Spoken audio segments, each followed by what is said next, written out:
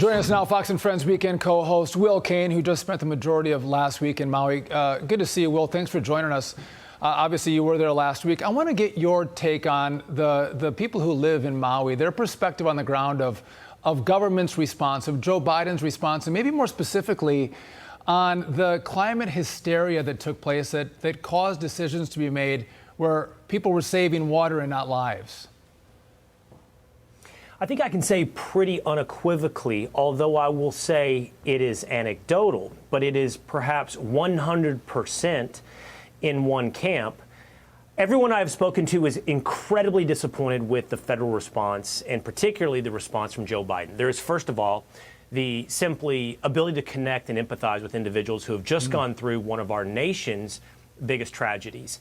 No comment, followed by silence for days on end, does not project the ability to connect with Americans, especially when it's juxtaposed, Sean, as everyone has noticed. It's just inescapably something that you would compare it to President Biden's passion and commitment to, for example, the people of Ukraine. Now, listen, the federal government was designed to come together for our common defense. But for our common support, you would look first at home instead of abroad.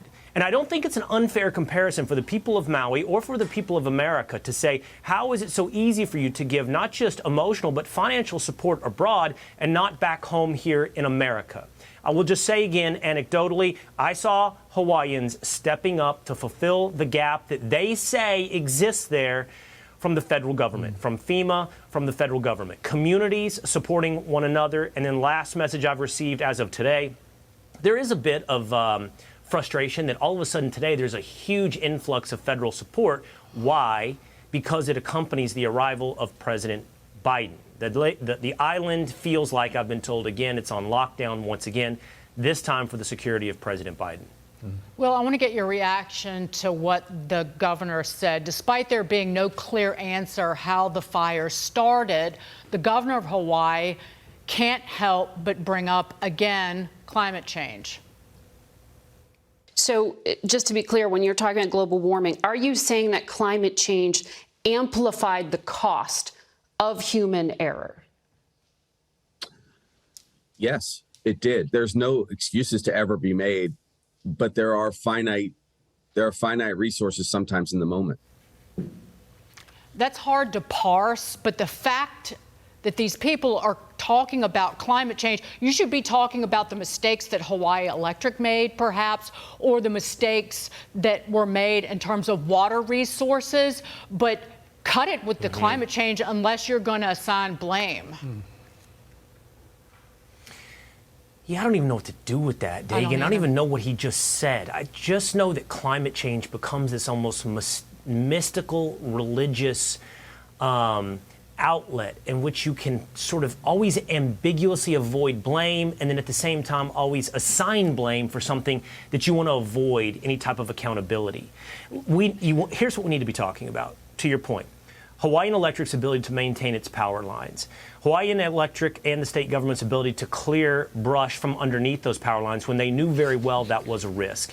The emergency management's ability or inability to sound sirens the day of the fire.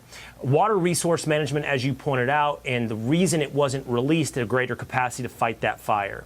Every step of the way, there's more, by the way. There's more questions. Like, the town apparently was shut down that day. The minute the fire started, it was hard to leave town, causing traffic jams.